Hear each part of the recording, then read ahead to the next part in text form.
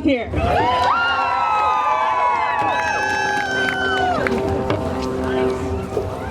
Thank you, Sonia. Hey, everyone. An old union organizer once told me it's not a protest until you have a guitar and a dog. And I think we've got a lot of both here. This is great. Amy said she's not sure about what gives hope in this moment, and I just want to say that getting to work with her every day in Augusta, we chair the labor committee together and work to protect people's rights in the workplace. And she gives me hope every single day. Now, we all know why we're here. We're here because a convicted felon partnering with the richest man in the world is dismantling our country. He's cutting health care. He's attacking the most vulnerable in order to give more tax breaks to the wealthy. We've seen these attacks on trans kids, on veterans, on our housing, our heating assistance just this week, libraries, Medicaid, public health. We see people being grabbed by ICE and disappeared. And we wonder, how can this happen in America? Aren't there safeguards? Well, there are, right? Our founders were smart. They thought that we should have divided government, that if there was an executive that acted like this, that Congress would check them. And they would say that, you know, we funded these things, you can't just cut the funding. Unfortunately, right now, we have a Congress full of cowards. Yeah. And that same strain that has infected Washington, we see here in Maine, in Augusta, in the State House where I work. And, you know, just a couple weeks ago, we saw a routine spending bill, the supplemental budget, just continuing the spending we'd already said we wanted to do for specifically dealing with the spruce bud worm infestation in our forests so that the trees don't burn, and funding our hospitals, which we already said we should fund, and paying our debts with Medicaid.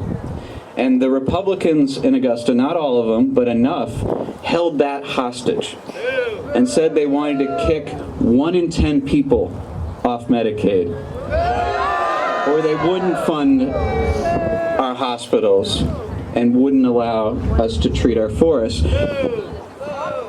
And we passed a budget eventually, but they were able to delay it. And because of that, funding has been cut. It's been curtailed for healthcare providers all over this state. In Penobscot Valley Hospital, they're losing $26,000 a week right now because they're doing the same thing here in Maine. And yesterday, I just heard that they cut their behavioral health program. So I'm not here just to talk about what's gone wrong. I'm here to talk about how we fight back. And that's something I know a little bit about. I'm the only Democrat in the Senate to have won a district where Trump won. And I did that not by being quiet, not by knuckling under, but by speaking out, by saying we care about each other, that we lead with our values, and we build a community. And a lot of my community I see right here in the front row that helped with that election and helps, and that I have faith is going to help us with what's next. So, I'm Mike Tipping. I represent Senate District 8. So, what can we do to fight back? Well, number one, we're being here. We're being here in community. We're speaking out. We're being visible. It's wonderful to see the crowd. I can't even see the end of it. This is amazing. We're fighting back at every level. When they come after vulnerable people in our state, immigrants, trans kids, we stand up and say, not in Maine.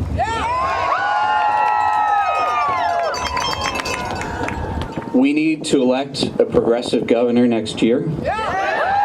We need to defeat the conservative ballot measure that's trying to take away our absentee voting rights this year.